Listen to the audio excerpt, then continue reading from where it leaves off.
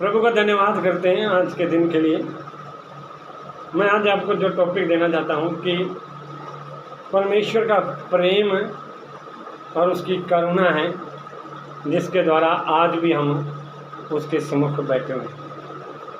Hallelujah. हमारा विश्वास है कि वो परमेश्वर है, उसका प्यार है कि वो हमारे अंदर पाप नहीं देखता। अगर हमारे एक मनुष्य की तरह होता ना, परमेश्वर मनुष्य की तरह होता, बाइबल क्या बताती है? परमेश्वर मनुष्य नहीं है कि झूठ बोले, ना वो ऐसा आदमी है कि वो अपनी इच्छा बदल दे। वो जो बोलता है वो करता है। उसने अपने आप को स्वर्ग छोड़कर इस पृथ्वी पर आ गया, उसने अपने आप को समर्पण दिया। तो किस लिए दिया? इसलिए नहीं दिया कि ये लोग पापी हैं, इसलिए दिया क्योंकि वो हमसे क्या करता था? प्यार करता था। पर आगे जब उसने देखा, उसका एक लास्ट में एक मतलब भी क्या कहते हैं, लास्ट में उसने एक बात बोली, हे पिता इन्हें क्षमा कर, क्योंकि ये नहीं जानते ये क्या कर रहे हैं। उसे पता चल गया कि ये लोग काबिल नहीं है इसके, कि एक परमेश्वर अपना स्वर्ग छोड़कर इस पृथ्वी पर आ रहा है, उन मनुष्यों के बीच रह रहा है जो दिन प्रतिदिन पाप कर रहे हैं, दिन प्रतिदिन गुनाह पे गुनाह कर रहे हैं। उन्हीं के बीच में आके वो परमेश्वर खड़ा है और उन्होंने क्या किया? उसी को क्रूस पर चढ़ा दिया। इसलिए वो परमेश्वर क्या कहता है, हे पिता इन्हें क्षमा कर, ये नहीं जानते ये क्या कर रहे हैं। इसलिए उस परमेश्वर ने क्या किया? अपनी करुणा हम पर उड़ेल दी। इसलिए बाइबल में क्या लिखा है? जो कोई उस पर विश्वास करेगा वो नाश न होगा, परंतु हमेशा का जीवन पाएगा। बाइबल बताती है यूहन्ना 3:16, परमेश्वर ने जगत से ऐसा प्रेम रखा, उस जगत में उसने कोई गरीब नहीं देखा, कोई अमीर नहीं देखा, कोई धर्मी नहीं देखा, कोई पापी नहीं देखा। उसने हर एक को अपने घर में बुला लिया। हालेलुया। जितने हम लोग गुनाह किए थे, पाप किए थे, हम लोगों ने क्या किया? बाइबल बताती है कि जिन लोगों ने यीशु मसीह के पास रोटी खाई, उन्होंने क्या किया? उसको क्रूस पर चढ़ा दिया। और उन्होंने खुद क्या बोला? पिलातुस बोला कि मैं इस धर्मी के लहू से निर्दोष हूँ। तो उन्होंने क्या बोला? इसके पाप को क्या कर दे? हमारे ऊपर ले दे। तो इसने बोला चलो जाओ, आज से लेकर इसके पाप तुम पर है। आज मतलब भी मनुष्य इतना पाप में डूबा हुआ है, इतना गुनाहों में है, इतना मतलब भी अगर मान के चल, अगर उसकी उम्र 10 साल में वो प्रभु को ग्रहण करता है, तो आज 10 साल में भी वो इतने पाप कर लेता है कि वो माफ़ी के काबिल नहीं है। पाप क्यों करता है? कारण क्या है? उसका एक वजह क्या है? पाप इसलिए करता है क्योंकि वो पैदा ही किससे हुआ है? पाप से हुआ है। और बाइबल बताती है कि पापी बंदा पाप से हमें आज़ाद नहीं कर सकता। और आज़ाद करने के लिए किस चीज़ की ज़रूरत है? कि पवित्र मनुष्य की, जो पवित्र है कौन है? हमारा यीशु मसीह। उसी यीशु मसीह ने अपनी पवित्रता के द्वारा हमें अपने पापों से क्या कर दिया? आज़ाद कर दिया। इसलिए आज हम जब आते हैं चर्च में, तो चर्च में आने का कारण ये नहीं है कि हम लोगों ने मतलब भी आज से हम धर्मी हो गए। हम क्या करते हैं? आज को मुस्लिम लोग क्या करते हैं पता है? हद से ज़्यादा लोगों का न्याय करते हैं। खुद कितनी गलतियाँ करते हैं वो नहीं हम लोगों को पता, पर लोगों का न्याय करने के लिए वो 1 मिनट लगा देते हैं। पर बाइबल क्या कहती पता है? पहला पत्थर वो मारे जिसने कभी। यीशु मसीह एक बात बताना चाहता, मैं क्या कहना चाहता हूँ, उसकी करुणा हुई है ना, इसलिए नहीं हुई कि हम लोग बड़े अच्छे थे। आज हमें किसी के ऊपर न्याय करने का हक नहीं है। उसकी करुणा हम पर हुई है तो सिर्फ इसी वजह से हुई है कि हम लोग माफ़ी के काबिल नहीं थे, पर फिर भी उसने हमें गले से लगाया। हालेलुया। आइए हम वचन की ओर बढ़ेंगे। एक वचन पढ़ेंगे, यिर्मयाह की किताब, उसका 31 अध्याय का 3। यिर्मयाह की किताब, उसका 31 अध्याय का 3। यिर्मयाह 31 का 3। यहोवा ने मुझे दूर से दर्शन देकर कहा, मैं तुझसे सदा प्रेम रखता आया हूँ, इस कारण मैंने तुझ पर अपनी करुणा बनाए रखी है। हालेलुया। क्या बोलता वचन है? मैं तुझसे सदा प्रेम रखता आया हूँ, इस कारण मैंने तुझ पर अपनी करुणा बनाई रखी। प्रेम है उसका, तो उसकी करुणा का कारण क्या पता है? आज हम जिंदा हैं। आज हम पता पुराने नियम के अंदर कितने भी लोग पाप करते थे, लोग बुड़बुड़ाते थे, लोग कुड़कुड़ाते थे, लोग बुरे काम करते थे। बाइबल बताती है पुराने नियम में 7 की 7 सजा उनको मिलती थी। पर आज नए नियम में आज भी हम लोग जिंदा हैं, तो किस वजह से? उसकी करुणा हम पर है। करुणा हम पर हुई कैसे? हम लोग इसके काबिल नहीं थे, हम लोग ना खोए पड़े थे। और बाइबल बताती है परमेश्वर हमें खोए हुओं को ढूंढने के लिए आया। हालेलुया। खोए हुओं को ढूंढने के लिए आया। मैं आप लोगों को एक वचन के द्वारा एक बात कहना चाहता हूँ। पता मेरे को बाइबल के अंदर सबसे बड़ी स्टोरी कौन सी लगती है? कोढ़ी की। एक कोढ़ी मनुष्य था ना, जिसको यीशु मसीह ने पकड़ा। कोढ़ी के हालात पता कैसे थे? जब बाइबल बताती है जब लोगों की कोढ़ी हो जाती है ना, कोढ़ हो जाता पूरे शरीर के अंदर, उसका परिवार, बच्चे, सब कुछ होते हुए ना, उसको एक अलग कोठरी में बंद किया जाता था। जब एक अलग कोठरी में बंद किया जाता था ना, तो उसको खाना भी ऐसे मिलता था जैसे जानवरों को मिलता खाना। उस कोठरी में जो पहरा देने वाले होते थे ना, पहरा देने वाले, वो क्या करते थे पता? बाहर से खाना आता था, वो एक तो ना बच्चों को खाना दिया जाता है, वो क्या करते थे? बांध के एक कोठरी में खाने को फेंकते थे उनके पास, खाने को फेंकते थे। और उनकी दशा ऐसी थी कि वो पीड़ा से बीमार नहीं थे, जिनके ऊपर बीमारी थी ना उससे बीमार नहीं थे, पर वो इससे ज़्यादा दुखी थे कि हमारा परिवार, बच्चे हमसे अलग हो गए। हालेलुया। एक बात बताऊं, आज लोगों को बीमारी नहीं परेशान करती। आज परेशान कौन करता पता है? आज लोगों को बीमारी नहीं परेशान करती कि मेरे को बीमार हम हैं। आज लोगों को परेशान करता है तो उनका अपना परिवार, कि वो अपने परिवार से अलग बैठे हुए हैं। प्रभु यीशु मसीह का तरीका क्या है पता है? उसने पहले जाके उस कोढ़ियों की शुद्धि ली। वो यीशु मसीह उस कोढ़ियों के पास जब आता ना, तो उनके पास बाइबल में लिखा है कि जब लोग कोढ़ी को देखते थे ना, कोढ़ी को देखते थे, लोग उससे भागते थे कि अगर इसका कोढ़ हमें छू गया ना, हम भी इसके समान हो जाएंगे। और यीशु मसीह ने क्या किया पता है? जिस कोढ़ी को कोई छूना नहीं चाहता था, जिस कोढ़ी को लोग गलत नज़र से देखते थे, जिस कोढ़ी को लोग पसंद नहीं करते थे, उस पर यीशु मसीह ने क्या कर दिया? अपनी करुणा कर दिया। एक बात बताऊँ मैं, अगर जिस बंदे के ऊपर किसी की नज़र नहीं होती ना, जिसको कोई नहीं देख रहा होता, ना अपने सुन रहे होते, ना बच्चे सुन रहे होते, ना परिवार सुन रहा होता है, उसको एक सुन रहा होता है। कौन सुन रहा होता है? हमारा परमेश्वर सुन रहा होता है। वो कोढ़ी बैठे होते ना, कोढ़ी बैठे होते, वो अपने परिवार से दुखी होकर ना, वो अपनी बीमारी के लिए नहीं प्रार्थना करते। वो प्रार्थना क्या करते? अगर प्रभु तू है ना, हमें अपने परिवार से मिला, परिवार से मिला। वो ना अकेले जब बैठे होते ना, अकेले, तो सिर्फ उनका ध्यान कहाँ पर होता है? परमेश्वर पर होता है। उन कोढ़ियों के पास जब यीशु मसीह गया ना, उनसे बातचीत किया, उनसे परिवारों से बातचीत करने के बाद उस कोढ़ी से हाल चाल पूछा। तो हाल चाल पूछने के बाद जब उसने अपना दुख बताया कि इस कोढ़ की वजह से, इस बीमारी की वजह से मेरा परिवार मुझसे अलग हो गया, मेरे बच्चे मुझसे अलग हो गए, तो प्रभु ने कहा तुम मुझ पर विश्वास कर, मैं तुझे तेरे परिवार से मिलाऊंगा। जब उन्होंने अपना भरोसा उसके ऊपर रखा, तो प्रभु ने क्या किया? उसके कोढ़ को श्रृंगार किया। आज हमारे जीवन की समस्या हमारी बड़ी बीमारी नहीं है ना। आज बड़ी समस्या हमारे घर में ना, हम जो परिवार से अलग बैठे हैं ना, सबसे बड़ी समस्या वो है। हालेलुया। इसलिए प्रभु यीशु ने कहा मैं तुझसे सदा प्रेम रखता हूँ, इसी कारण मैंने तुझ पर अपनी करुणा बनाई रखी। आज लोग चर्च में आते हैं ना, उन्हें लगता है कि आज हम चर्च में आए हैं सिर्फ बीमारी को लेकर। एक छोटी सी गवाही बताऊँ ना। एक बार एक भाई था, और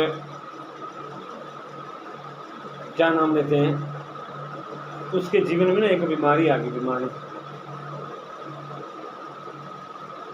ना सॉरी एक लड़का था जो दारू पीता था, इतनी दारू, इतने नशे करता था, हद से ज़्यादा। उसकी पत्नी बाइबल पढ़ती है, उसकी बेटी भी बाइबल पढ़ती है, पर वो दारू पीने वाला मनुष्य क्या करता पता, हर दिन पैसे खींच के ले जाता अपने परिवार बच्चों से और दारू पी के आता और नशे में उड़ा के आता। हर दिन ये काम करता। एक दिन वो लेडी क्या कर रही होती है, बाइबल पढ़ रही होती है,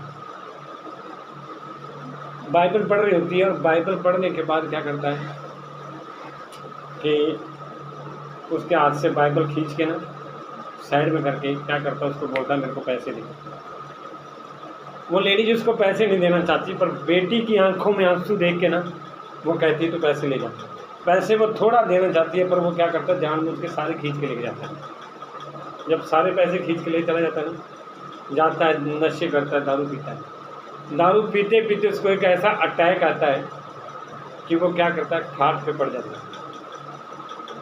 खाट पे पड़ने के बाद क्या करता है, पानी भी उसको अपने हाथ से उठाया नहीं जाता। रोता है बैठा बैठा कि मेरे जीवन में ऐसा क्यों घटना होगी, क्यों घटना होगी, क्यों घटना होगी। और वो चीज़ें, वो सारे काम उसकी बेटी और उसकी पत्नी सब कुछ देख रहे हैं। देखने के बाद एक दिन क्या हो गया, जब उस बंदे के हालात इतने खराब हो गए और वो गई लेडीज चर्च में, प्रार्थना किया और प्रार्थना करके प्रभु से बोला कि प्रभु मैं मानती हूँ मेरा पति गलत है, पर आप उसे क्षमा करो, आप उसे क्षमा करो। और वो पत्नी गई घर में और घर में जाके उसके सामने वचन पढ़ा। जैसे ही वचन पढ़ा उस बंदे ने क्या कर दिया, अंगीकार कर दिया। अंगीकार करने के बाद उस परमेश्वर ने उस पर अपनी करुणा प्रकट कर दी। वो उस करुणा के काबिल नहीं था, पर उसकी पत्नी के प्रेम ने उस पर क्या कर दी, करुणा कर दी। और आज वो बंदा क्या है, एक पास्टर है। हालेलुया। मैं एक बात बताऊं, प्रभु जब करुणा करने पे आता है, वो ये नहीं देखता कि सामने वाला कितना नशेड़ी है, वो ये नहीं देखता सामने वाला कितना बड़ा पापी है। वो सिर्फ एक बार देखता है कि इस बंदे को मेरी जरूरत है या नहीं।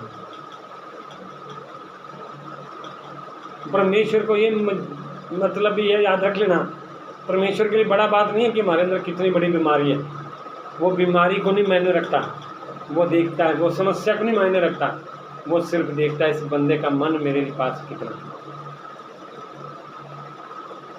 वो चाहता है तो एक दिन में खाट पर पड़े हुए बंदे को खड़ा कर सकता है। हालेलुया। इसलिए मेरे प्रियो, परमेश्वर का प्रेम इतना है हम पर कि हम माफ़ी के काबिल नहीं थे, पर उसकी करुणा थी जो आज तक हम बने पड़े। एक बाइबल के अंदर एक स्टोरी और है। बाइबल के अंदर परमेश्वर ने दाऊद नाम के एक मनुष्य को चुना। सबसे पहले उसने शाऊल को चुना।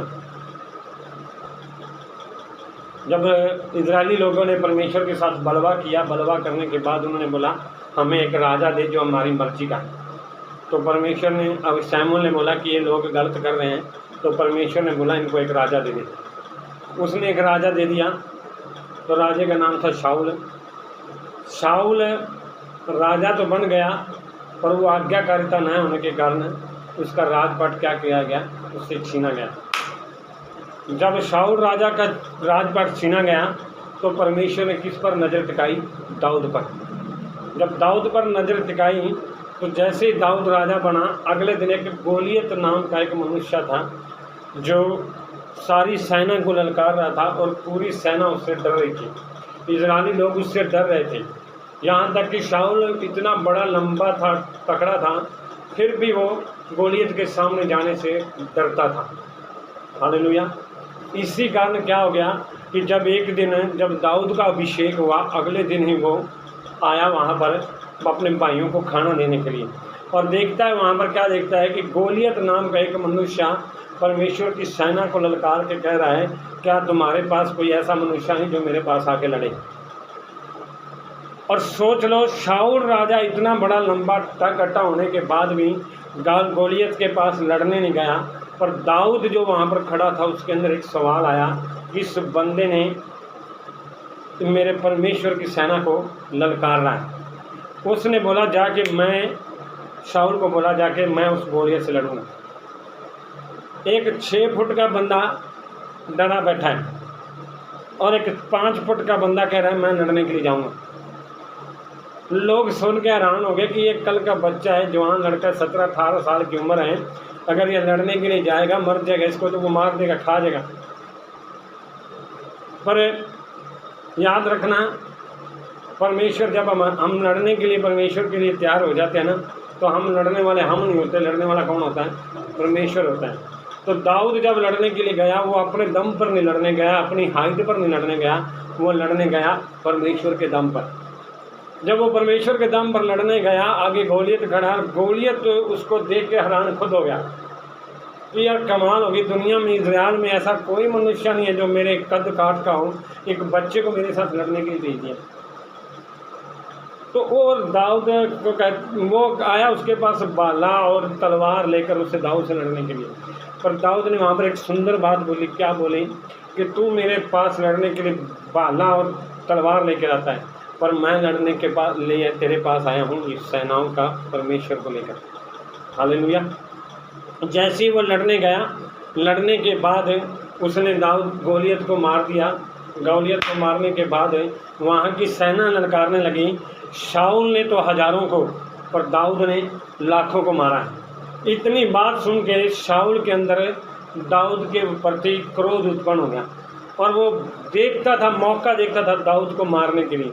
आज ना बताएं, मैं एक बात बताऊं, हम बाहर वालों से लड़ना हो ना तो हम 100 बार सोचते हैं। घर वालों से लड़ने के लिए हम क्या करते हैं? बहाने तोड़ते हैं। हालेलुया। बात समझ में आई? बाहर वालों से लड़ना हो ना, बाहर वालों से बात करना हो तो हम 100 बार सोचते हैं कि कैसे इनसे बात करें। घर वालों से लड़ना हो ना, हम बहाने तोड़ते हैं कि कब बहाना मिले और कब मैं इसे लड़ूं, है ना। इसलिए शाऊल जब लड़ने की बात थी, जब दाऊद से गोलियत से लड़ने की बात थी, तब तो वो चुपचाप रहा। पर जब दाऊद का नाम ऊंचा होने लगा, तब शाऊल दाऊद से बैर करने लगा। पर शाऊल दाऊद से बैर करने लगा, पर दाऊद शाऊल से बैर नहीं करता था। पता उसका कारण क्या था? शाऊल अपने अभिषेक को भूल चुका था, पर दाऊद अपने अभिषेक को नहीं भूला था। याद रखना, अगर तुम परमेश्वर के अभिषेक को भूलोगे तो लड़ाइयाँ करोगे। अगर परमेश्वर के अभिषेक को याद रखोगे तो लोगों से प्यार करोगे। इसलिए शाऊल उस चीज़ को भूल गया और बार बार मौका ढूंढता है किसको मारने के लिए? दाऊद को मारने के लिए। और शाऊल का एक बेटा है जिसका नाम है योनातान। योनातान दाऊद पर अपनी कृपा दिखाता है, दाऊद से प्रेम करता है। उसको पता है कि शाऊल ने जितने बुरे काम किए हैं, इसलिए अब वो राजा नहीं रहेगा। अब राजा कौन बनेगा? दाऊद राजा बनेगा। इसलिए शाऊल का बेटा योनातान दाऊद से प्यार करने लग गया। और दाऊद ने एक दिन योनातान को बताया कि तेरा बाप मुझे मारना चाहता, मैंने क्या गुनाह कर दिया? तो योनातान कहता है ऐसी कोई बात नहीं है, अगर ऐसी बात होती ना तो मेरा पापा मुझसे बात करता। तो उसने बोला चल ठीक बात है, अगर नहीं मान रहा ना तू, तो मैं ना 2 दिन तेरे पापा के साथ खाने के भोजन पर नहीं बैठूँगा। तो जब वो पूछे ना भी दाऊद कहाँ पर है, तो उसको ये बोलना कि दाऊद मेरे से छुट्टी लेकर कहीं गया हुआ है। अगर उसका रिएक्शन सही आया तो समझो मैं गलत हूँ, अगर उसका रिएक्शन उल्टा आया तो समझ लेना तेरा पापा गलत है। तो जब वो गया, एक दिन हुआ, दूसरे दिन हुआ, जब एक दिन बोला कि दाऊद कहाँ है, तो उसने बोला भाई वो मैंने उसको घर भेज दिया है, वो कुछ काम के लिए घर गया। एक दिन तो वो चुप हो गया। पर जब दूसरा दिन आया, दूसरे दिन बात हुई, तो दूसरे दिन उसने फिर बोला कि दाऊद कहाँ है। उसने बोला कि वो घर पे गया है, वो छुट्टी लेके माँ के गया। इतनी बात सुन के उसको क्रोध भड़क गया, शाऊल का क्रोध भड़क गया। जैसे ही क्रोध भड़का, उसका क्रोध भड़कने के कारण उसने अपने पुत्र पर वार कर दिया। इतनी बात को देखकर शाऊल के योनातान के मन में आ गया कि पक्का ये दाऊद को मारना चाहता है। इसलिए उसने जाके दाऊद को बोला कि तू यहाँ से भाग जा, तेरा मेरा पापा कब भी मौका देकर तुझे मार देगा। पर उसने एक बात बोली, जिस प्रकार मैंने आज तुझ पर कृपा दिखाई है ना, अगर तुझे स्मरण रहे, अगर तू अपनी गद्दी पर जाए तो मुझे भी स्मरण करना। हालेलुया। आपको कहानी समझ में आ रही है या नहीं आ रही है, पर एक बात को याद रखना, मैं क्या कहना चाहता हूँ। जब योनातान ने दाऊद को ये बात बोली ना कि अगर जब तक कभी तुझे मौका मिले तो मुझ पर कृपा दृष्टि करना और मेरे घराने पर भी अपनी कृपा दृष्टि बनाए रखना, वो क्या कहना चाहता था योनातान? उसको ये कहना चाहता था, मेरा बाप चाहे तुझे कितना भी मारता है, पर तू मेरे बाप पर अपनी कृपा दृष्टि बनाए रखना। तो जब ये बात हुई तो दाऊद वहाँ से चला गया। कुछ दिन बीतने के बाद क्या पता चला कि अमालेकियों की लड़ाइयों के बीच में शाऊल और उसका पुत्र योनातान दोनों मर गए। मरने के बाद दाऊद राजा हो गया, गद्दी पर खड़ा हो गया, लोग उसके साथ साथ चलने लगे। तो एक दिन ऐसा समय आया कि दाऊद ने बोला कि अब मेरे पास सब कुछ हो गया, मैं चाहता हूँ कि योनातान के ऊपर अपनी मैं कृपा दिखाऊं, अपनी करुणा दिखाऊं। याद रखना, बहुत साल बीत गए उसके परिवार को मरे हुए, पर बाइबल बताती है, दूसरा शमूएल के 9 अध्याय में लिखा है कि दाऊद ने कहा कि मैं अब योनातान के परिवार पर क्या करूँगा? कृपा दृष्टि दिखाऊंगा। एक बात मैं बताना चाहता हूँ कि हमें लगता होगा कि खरे कितने दिन बीत गए, कई समय बीत गया, कोई हम पर देख नहीं रहा, हमारे ऊपर नज़र नहीं कर पा रहा, पर याद रखना एक ना एक दिन वो प्रभु अपनी कृपा दृष्टि हम पर जरूर करेगा। उसी प्रकार एक योनातान का बेटा था जिसका नाम था मेफीबोशेत। अब दोनों ध्यान से सुनना। मेफीबोशेत 5 साल का था जब उसकी माँ उसको उठाई बैठी थी, और जब उसने देखा कि बाहर युद्ध हो रहा है तो उसको देखने के लिए भागी, और जैसी भागी तो उसका लड़का गिर गया, और गिरने के कारण उसकी दोनों टांगें टूट गई और वो लड़का लंगड़ा हो गया, पाँव का पुंगला हो गया, लंगड़ा हो गया। लंगड़ा होने के बाद उसकी ऐसी दशा होगी कि बचपन से लेकर वो एक कोने में बैठा, वो कहीं बाहर नहीं आ जा सकता, कहीं किसी से मिल नहीं सकता, एक ऐसी जगह पर बैठा हुआ है। शायद उसने ये भी सोच लिया होगा कि आज से मेरी ज़िंदगी ऐसी ख़त्म हो जाएगी। मैं अपने बारे में बताऊं, अगर मैं भी था ना, मैं भी कई बार सड़कों पे दारू पीता होता था ना, दारू पीता था तो मैं अपने दोस्तों के साथ, मैं अपने मन में क्या सोचता था पता है? ज़िंदगी ऐसी गुजर जाएगी, किसी दिन दारू पी के सड़क पे गिर जाएंगे और कोई ट्रक गाड़ी वाला मार के चला जाएगा। जब मैं दारू पीता था, मैं गलत काम करता था, अपने मन में यही सोचता था ऐसी लाइफ ख़त्म हो गई। मेफीबोशेत के भी वही हालात थे, उसने भी सोचा था लंगड़ा हो गया मैं, काम मैं कर नहीं सकता, मेरे पापा का, मेरे पिता का, दादा का सारा राजपाट तो ख़त्म हो गया, अब मैं किसके सहारे जीऊँ। कई बार पर हमारे जीवन में भी ऐसे हालात होते हैं कि हम लोगों को भी लगता है कि अब हमारी ज़िंदगी में कहानी सारी ख़त्म। पर याद रखना मेरे प्रियो, उस परमेश्वर हम पर प्यार करने वाला ना, वो अपनी करुणा भी दिखाने के लिए तैयार है। इसलिए एक बाइबल का वचन कहता है, यशायाह 54 का 10 में, चाहे पहाड़ हट जाएं, चाहे पहाड़ियाँ टल जाएं, तो भी मेरी करुणा तुझ पर से कभी ना हटेगी। याद रखना, दुनिया आपको भूल सकती है, पर वो परमेश्वर की नज़र हमेशा आपके ऊपर है। इसलिए उसने क्या किया, दाऊद ने बोला उस योनातान को मेरे घर में लेकर आ। जैसे ही वो घर में लेकर आया, वो लड़का क्या बोलता पता है? उसने बोला, दाऊद ने उसको, कि आज से मैं जितना तेरे पापा का परिवार का राजपाट है ना, मैं तुझे वापस लेता हूँ, और आज से लेकर तू मेरे साथ राजा के साथ बैठकर मेरी मेज़ के पास बैठकर मेरे साथ तू खाना खाएगा। जो लड़का सोच चुका था कि मेरी ज़िंदगी यहीं पर ख़त्म है, उसे राजा क्या कह रहा है कि आज से तू मेरी मेज़ पर खाना खाएगा। हालेलुया। जिस बंदे को लग गया था ना कि मेरी ज़िंदगी अब ख़त्म हो गई है, और उसको परमेश्वर ने जब उठाया तो कहाँ पर उठाया? सीधा राजा की मेज पर लेके गया। मैं एक बात बताऊं, मैं भी बिशोत को शायद दाऊद राजा ने उसके हालात ठीक, शायद उसकी बीमारी को ठीक किया ना किया हो, शायद उसको मतलब भी क्या नाम लेते हैं, उसके परिवार उसकी शादी की ना हो कि मेरे को नहीं पता, पर एक बात बताऊं, उस पर मोहर लगा दी कि आज से ये गरीब नहीं, आज से कौन है? राजा है। आज से ये मेरी मेज पर क्या करेगा? खाना खाएगा। हालेलुया। एक बात कहूँ, मसीह यीशु ने भी ना, शायद हमारे हालात ना बदले हो। अंकल ध्यान से सुनना,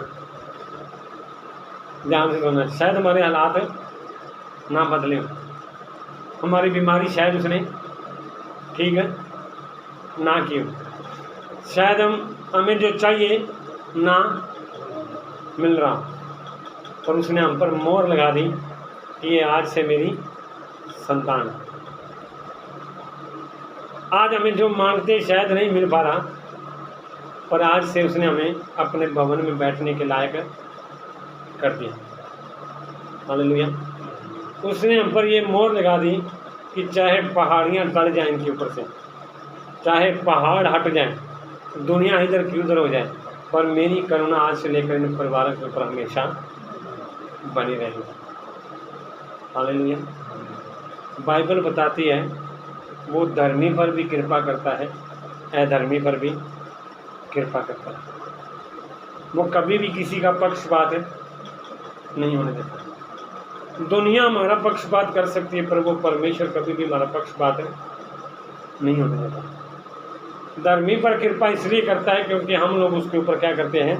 विश्वास करते हैं। अधर्मी पर कृपा इसलिए करता है ताकि वो लोग उस पर क्या कर सकें? विश्वास कर सकें। हालेलुया। याद रखना, दुनिया की नज़र में हम चाहे कहाँ पर भी बैठे हैं, पर उस परमेश्वर की नज़र हम पर है। हमें लग रहा होगा कि शायद हमारी लाइफ ऐसे ही ख़त्म हो जाएगी। मैं भी बिशोत सोच रहा होगा कि आज से मेरी ज़िंदगी में कभी भी अच्छा खाना नहीं आएगा, कभी भी मेरी ज़िंदगी में अच्छे राजपाट नहीं आएंगे। मैं भी बिशोत ने ये सोच लिया था कि जैसा मेरा जीवन है ना, मैं ऐसे ही घसीट के ख़त्म हो जाए। पर दाऊद ने बोला, करुणा उसने इसलिए नहीं की उसके ऊपर है कि मैं भी बिशोत अच्छा था, इसलिए की क्योंकि वो दाऊद उसके पापा से प्यार करता था। हालेलुया। वो परमेश्वर हमसे करुणा, हम पर करुणा इसलिए नहीं करता हम लोग अच्छे हैं, वो इसलिए करता है क्योंकि उसके पुत्र यीशु मसीह ने हमारे लिए अपनी जान दी है। जब उसने हमारे लिए अपनी जान दे दी है ना, तो वो परमेश्वर भी हम पर अपनी करुणा देता है। हालेलुया। मैं आपको आज क्या कहना चाहता हूँ मेरे प्रियो, प्रभु यीशु मसीह की करुणा सदा की। आज हम लोग जो मसीह में बैठे हैं ना, आज जो हम चर्च में बैठे, आज हम जो प्रार्थना कर रहे हैं, शायद हमारे जीवन में कुछ अच्छा नहीं हो रहा, शायद हमारे जीवन में कुछ हमें जो चाहिए नहीं मिल पा रहा ना। शायद हम लोग सोचते होंगे कि कलीसिया क्यों नहीं बढ़ पा रही, शायद हम लोग सोच रहे होंगे कि पता नहीं कब तक ये चलना पड़ेगा, पर उस परमेश्वर ने हम पर मोहर लगा दी कि आज से ये लोग मेरे। हमें कोई भी शैतान चाह कर भी हमें चुरा नहीं सकता। जिस पर मोहर लग चुकी है ना उसकी, एक बात कहूँ, ओरिजिनल भी बहुत हैं, ओरिजिनल भी हैं, पर डुप्लीकेट भी बहुत है ना। ओरिजिनल की पहचान अलग है, डुप्लीकेट की पहचान।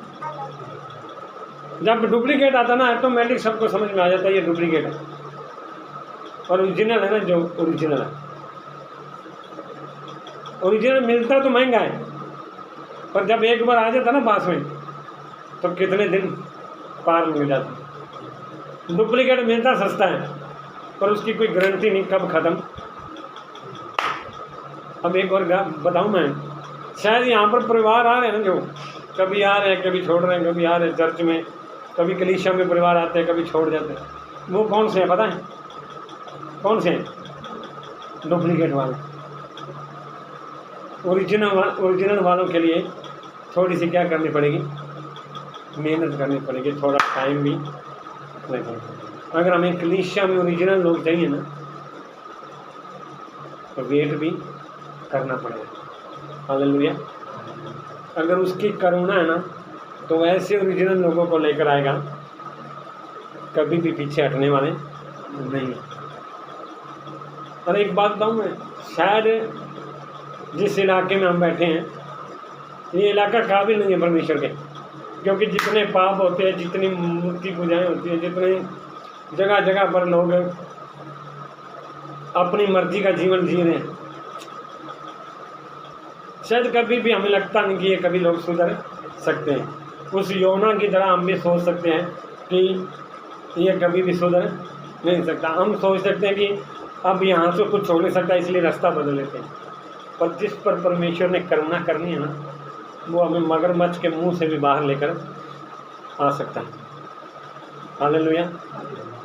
सुधारने के लिए परमेश्वर चाहता है नीनवे को, पर कई बार हमारे ढीठपुणे की वजह से नीनवे से ज़्यादा परमेश्वर कैसे करता है? पहले हमें सेट करता है, कह रहा नीनवे पर तो मेरी कृपा बनी हुई है, पर उससे पहले तुझे सेट होना पड़ेगा। इसलिए मैं एक आपको कहना चाहता हूँ मेरे प्रियो, प्रभु ने हमारे ऊपर अपनी करुणा की है, उसकी दया है हम पर, उसकी आशीष है हम पर, इसलिए आज तक हम लोग उसकी महिमा कर रहे हैं, उसकी आराधना कर रहे हैं। और मैं एक बात बता दूँ, जो मेरे को सुन रहे हैं ना आज तक, प्रभु ने अपनी करुणा तुझ पर कर दी। हालेलुया। ये महीना है ना, जो 9वां महीना, एक लेडीज को सबसे ज़्यादा पता है 9वां महीना उसके लिए कितना महत्वपूर्ण है।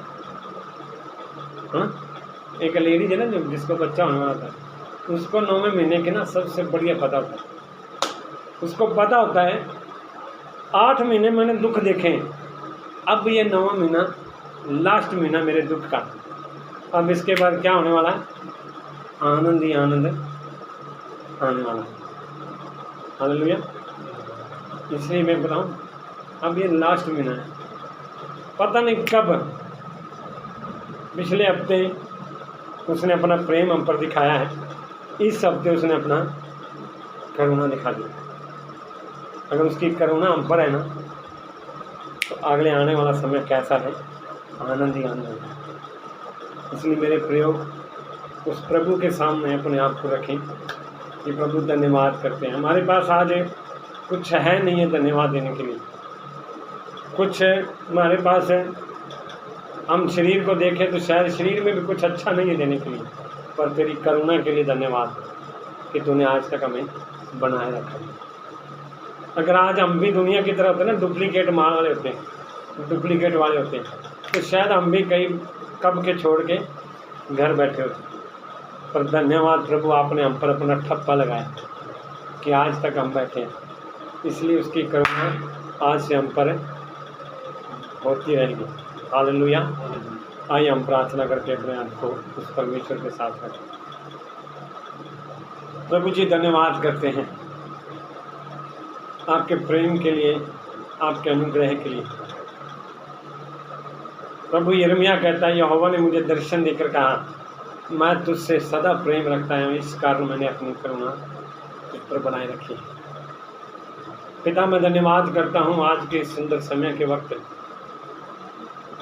मैं भी विशोत जो अपनी लाइफ को सोच बैठा था कि आज से मेरी ज़िंदगी ख़त्म है, परंतु आपने उसमें एक ऐसी शुरुआत की कि प्रभु उस गटर से बाहर निकाल कर सीधा उसे राजगद्दी पर बिठाया।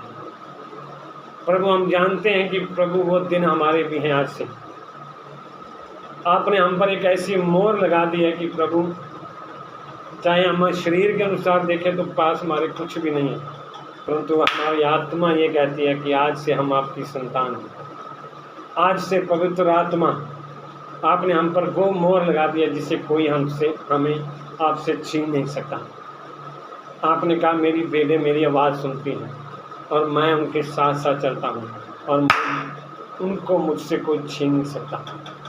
और रीबा शाखा नादा रे विषय नहीं दे रहे। पवित्र आत्मा में धन्यवाद करता हूँ आपकी महान करुणा के लिए जो आपने हम पर इस कलीसिया पर उड़ेला है। प्रभु आपके प्रेम के लिए धन्यवाद। आप अद्भुत करने जा रहा है उसके लिए धन्यवाद। आज अपने वचन के द्वारा हमसे बात किया उसके लिए धन्यवाद। आपके प्रेम के लिए धन्यवाद। प्रार्थना सुनने के लिए धन्यवाद। यीशु मसीह के नाम से मांगता हूं, आमीन।